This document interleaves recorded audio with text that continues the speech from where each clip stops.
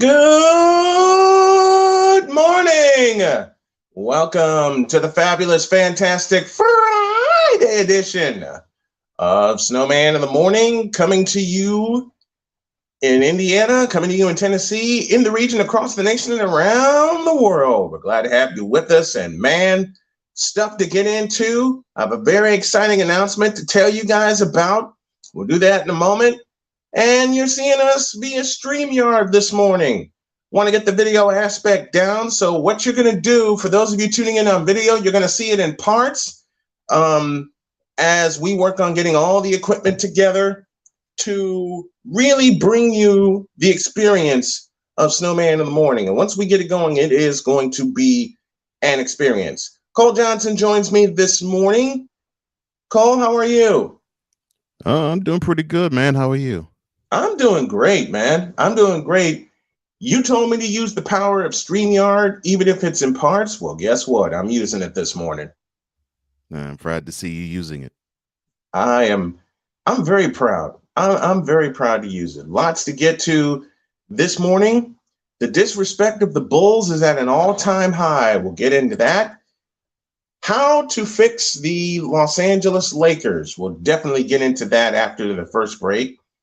But for the third time this week, am going to begin with this.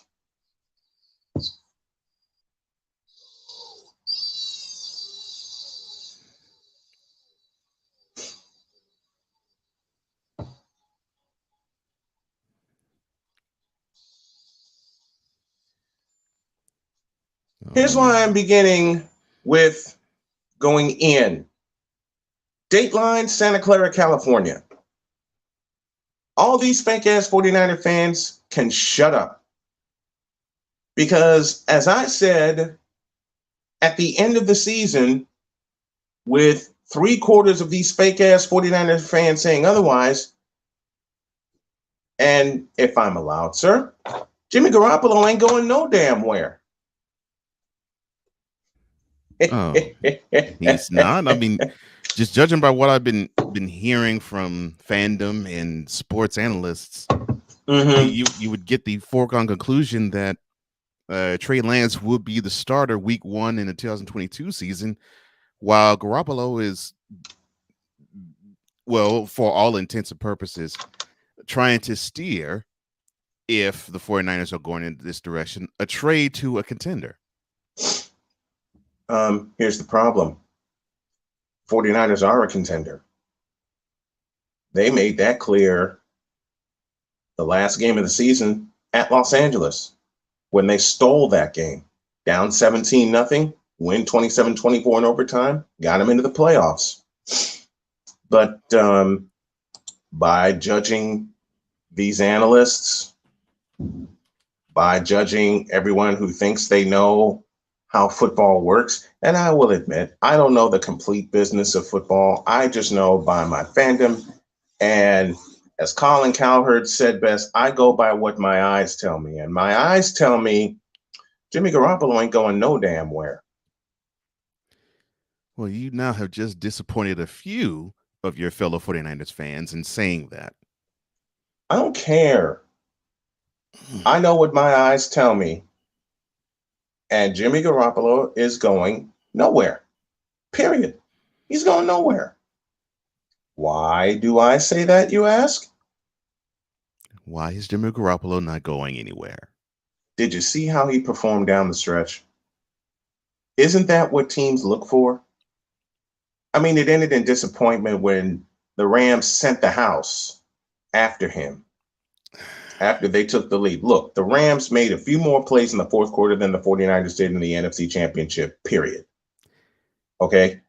They've lost to the Washington Redskins in the NFC Championship. They've lost to the New York Giants 3 separate times, or 2 times in the NFC Championship game.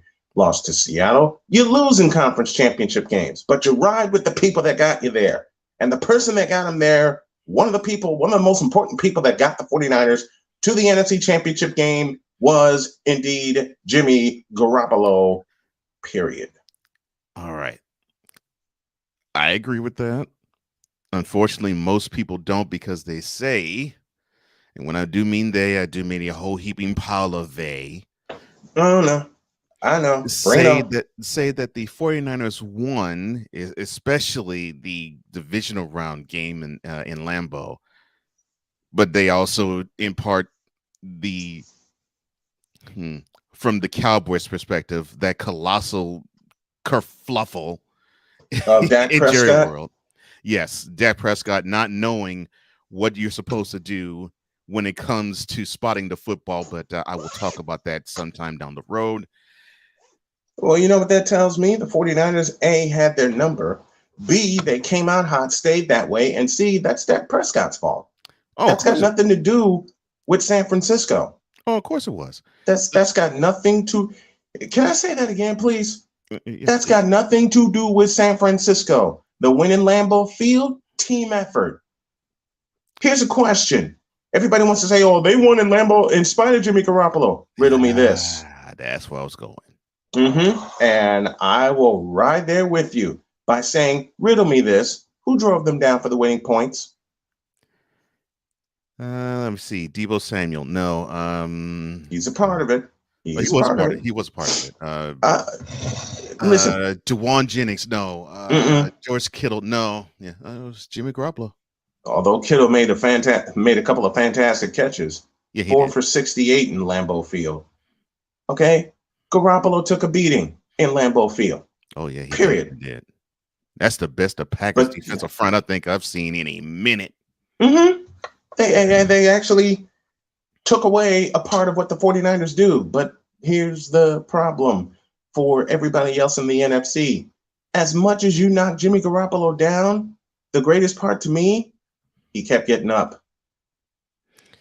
He kept getting up. Well, that's the best part about, to me, a quarterback of any ilk. When a quarterback can show fight and, Mm-hmm. and can show resilience, Mm-hmm. and when he gets the opportunity to show that, okay, yeah, I know that when I am leading a ball club, it comes with getting knocked down, if not if not being close to being knocked out, but I believe that I am the man for the job. When you have a quarterback who understands that and still executes, Mm-hmm. especially with a team that has the physical nature that the 49ers want to engender and Impose. impose, Mm-hmm. that normally endears a quarterback to the rest of his team. If they know he could take a lick and he keeps going, oh yeah. That Well, that he's endeared himself. Well, he's endeared himself to me. And I said at the end of the season, and will continue to say now, Jimmy Garoppolo ain't going no damn where except right into the office for an extension. Besides, you paid him for 5 years. 2 of those 5 were wiped out with an injury. One ended with a Super Bowl appearance, the other an NFC Championship appearance. According to me, that's pretty damn good. I will take my chances. And I'm going to disappoint a lot of people, but I don't care. I'm going to go ahead and say it. I will take my chances with Jimmy Garoppolo leading this offense than Trey Lance. Trey's not ready. I I saw a mean, people report. hate when I say that, but Trey is not ready. I saw a report that actually said that I don't know if this came out of Santa Clara, but I think it was. How can I phrase this? When it's like the man sitting next to the man sort of thing. Yep. It, Mm-hmm. so it was a person that was close to the team, that Yep. wasn't on the team but close to the team, that was Mm-hmm. saying that the 49ers organization were looking at Trey and they were thinking, I don't think he's ready. And Duh. come September, I don't think he still will be ready. Duh. Here's your sign. I'm sorry, but these people are going overboard. And for what? For what? I, caramba. It's like, duh. It's But but it's like I think you'll get this. You remember when you were 7 or 8 Mm-hmm. and Christmas time would come along. Sometimes your birthday, but more along lines Christmas. Yeah. And it's like November, and you see that new shiny toy in the store that you want. That's so badly. Yeah, and you want it bad. You can taste it, and you beg your mother and father for it. Mm-hmm. Not you, my friend, in this instance, but many who claim to wear the scarlet and gold Yeah, are Scarlet and looking at Gold fandom. are looking at Trey Lance as that shiny new toy that's Mm-hmm. in the department store, like they're like in New York, and they're walking through the display of FAL Schwartz, and they see that beautiful toy in the window, and they say, "We got to have that." Much like how the Yep. Bears were this past year with With Justin Justin Fields. Fields. With Justin Fields. Yeah. And how did that work out for him? Oops. Talk about large diminishing returns, and that's no fault at all of Justin Fields. And some of these fools were saying, "Oh, I draft Justin Fields before I drafted Trey Lance." Well, how do you know? How do you know you're going to get the same return on investment? Okay, ROI. You invested 5 years and 73 million guaranteed in Jimmy Garoppolo. So far, return on investment, a Super Bowl appearance, and an NFC Championship appearance. Not to mention a division title. Not to mention many games in a 49er uniform that Garoppolo rescued the 49ers. Dare I mention New Orleans? And he is the owner. He's the proud owner of in that contract of 4 playoff wins. Yep. More than Dak Prescott has had in 4 years. Mm-hmm. Oh, and by the way, 2 of those 4 playoff wins against Aaron Rodgers. Yes, 2 of them against Rodgers, 1 of them in Lambeau. So, mm-hmm. We. So what's a problem? Well, see. So what's a problem? Well, you know what? I've said this. I know I've said this to you. I think I'd said this to you on air. I know I've said this to you off air. Oh, please say it again. Please. Today's NFL fan, especially when it comes to quarterbacking, they want the guy who goes 30 or 40 for 300 yards and throws 4 touchdowns in a game. They want that. And if the QB doesn't do that, then the QB automatically, by default, sucks. And yeah, they're looking for every reason in the world for Jimmy Garoppolo to be gone. And what's going on? I will make this prediction again. You've heard me make this prediction. I will continue to make this prediction. Garoppolo is going to play lights out. He's going to be healthy. And they're going to march his ass into the office and do what they're supposed to do. Give him an extension. What I don't understand, if all right, and I am purposely focusing my gaze toward 49ers fan. What I don't understand is, how this team is made up. All you have to do is just look in the trenches. Yep. Your offensive line wants to maul, your defensive line wants to devour. So when you have that physicality, the athletic physicality on defense, and the absolute nasty bully mentality on offense with the line. When you know that you want to get after the quarterback and you are proud that you can do it just about with every single snap you take on defense, rushing for. And defense and offensively, you want, and they don't. The best part, they don't have to bring pressure. Yeah, they don't have to bring pressure. Right, and offensively, the team wants to at least get 125 on the board before they go home. They want to run for that much.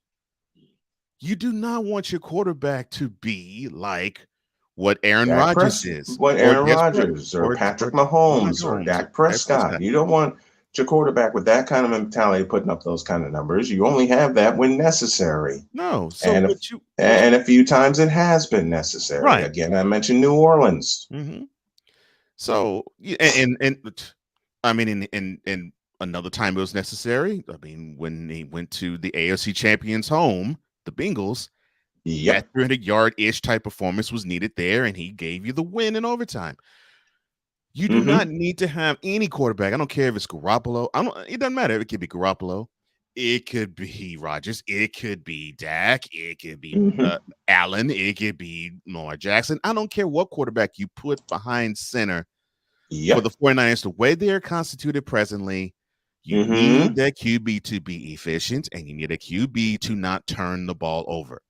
Now, if you want to insult him by calling him a game manager, so be it.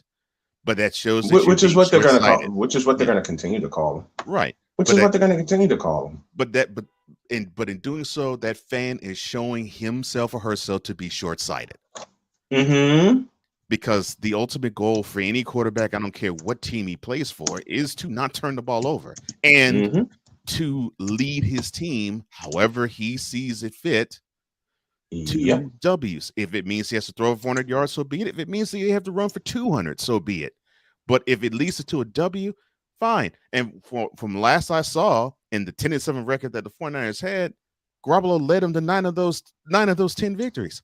Yep. So including, and I'll say it again, the biggest one in Los Angeles. Yeah. To clinch a playoff berth. But my bad. To clinch a playoff berth. Yeah. My bad. I meant he led on the 9 victories in his 16 starts because he didn't start the 17th game. So he had 3 pressure cooker games where he won. Yep. The final regular season game, which basically was essentially a playoff game for them. Win and get in. Yeah, winning to get in. And then the 2 following playoff games. Oh, and by the way, the 3rd playoff game. I mean, they had the lead, and unfortunately, the 49ers couldn't hold. Now, I'm not gonna say, well, that's the 49ers defense's fault. No, the Rams simply made more plays. It was more along the Rams made more plays. Yeah, it is more along the lines. You have to tip your cap to the opposition and say, well, the Rams on this particular day were the better team.